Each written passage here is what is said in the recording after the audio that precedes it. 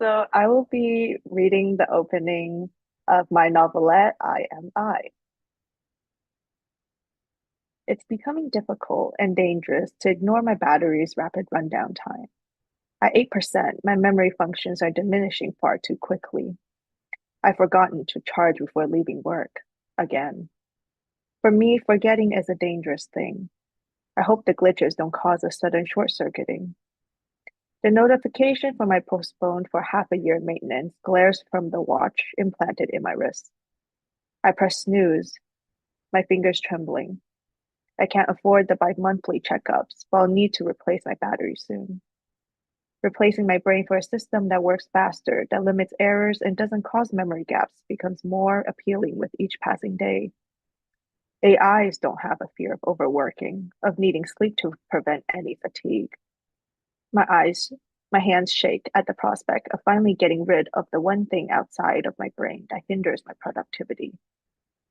To think my emotions will soon become a muted thing. I can't tell if I'm afraid or eager, but I'll be able to work faster. Joy and pain won't affect me in the same way. None of my neighbors know I die with my battery rather than my heart. Most of them still believe I'm more human than robot, half metal and circuit. Being less human makes life easier. Technology is convenient.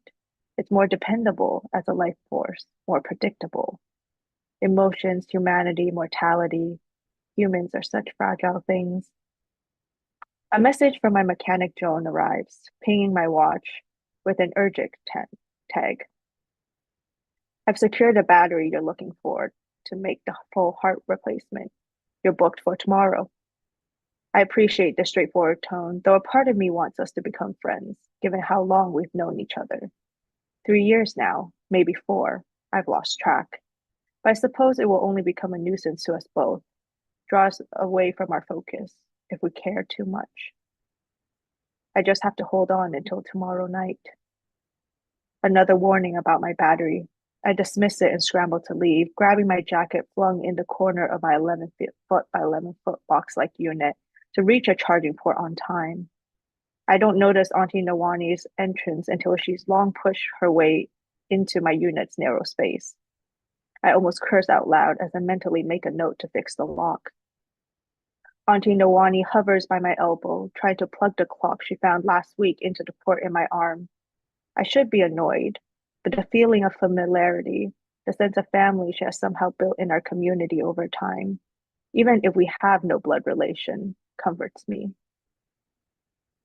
Sometimes I want nothing more than to collapse into Auntie Nawani, but to show such weakness will only create bad, time-costing habits I can't afford. Right now, I don't have the patience or battery life to entertain the elder's request. Cold sweat wells at the base of my neck, collecting in the collar of my shirt, long due for a wash. Grime itches the parts of my back that remain skin rather than metal. I can almost hear my battery draining within me as the seconds tick past. Hold on a second. Just hold on a second. I don't have a second. Our arms flail, and I narrowly miss her head at the same time she accidentally sucker punches my shoulder. Cold air whisks down my lungs. I add shoulder plate to the list of replacements I will purchase when funds allow. She plugs the clock back in. The clock is precious to Auntie Nawani, but to me it only serves as a reminder of the time I'm losing. The stutters of my heart when the passing minutes appear as a looming countdown within my mind. The old thing had washed ashore, waterlogged, paint half gone, with the second hand missing.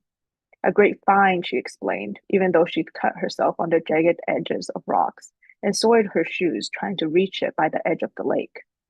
It never lasts long enough for the alarm to go off at the time she set it for.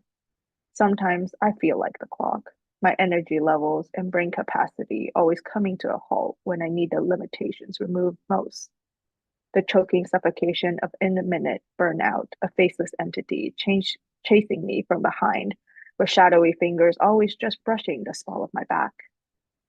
I keep reminding her to toss it, to get a new watch, one that tells time without stuttering, but she never has.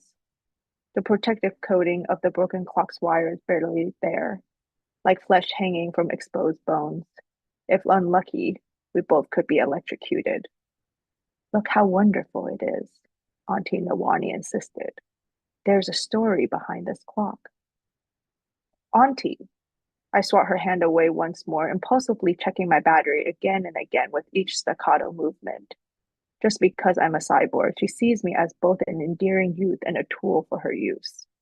But sometimes it feels as though the latter is truer than the former. Here in the city of Emmett, we're more valuable as tools than humans. Hush, child, she says, frowning, looking at me as if I'm the one in the wrong. I don't want her to know she is leaving me on the verge of death. My palms clam up, sweat beads on my forehead as I look for a way to leave without being rude. Guilt claws at me when Auntie Nawani makes an disappointed pout. She acts more like she's 7 rather than 70. I wish to be as carefree as she. The light above us flickers. Outside, the rest of the unit's electricity goes out. I check my Bluetooth connection that helps power all the other units. Disconnected.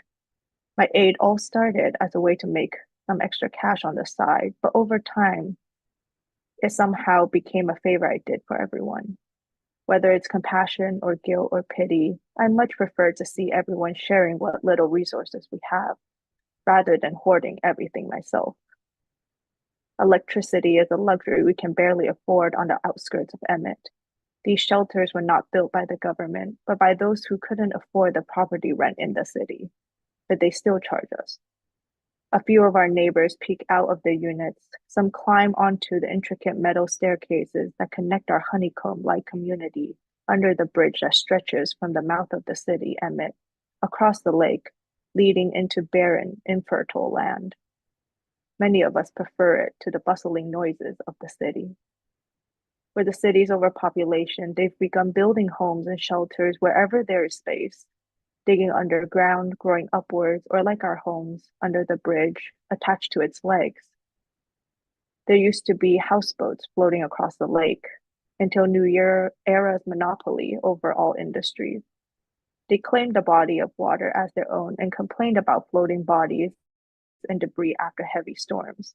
They don't care about the dead, only the cost of fishing the corpses out and the resources to return them to their family. To New Era, people might as well be the plastic bottles floating in the lakes. Before those bioengineered to consume garbage in efforts to clear the growing landfills began risking their lives to fish them out of the water. Roaches. I wonder what names they might give people like me. A thundering of steps echoes towards my unit. There was no doubt Nemo making her way in a zigzag up the 3 flights separating our homes. I check my battery again. 7%. Thank you for listening.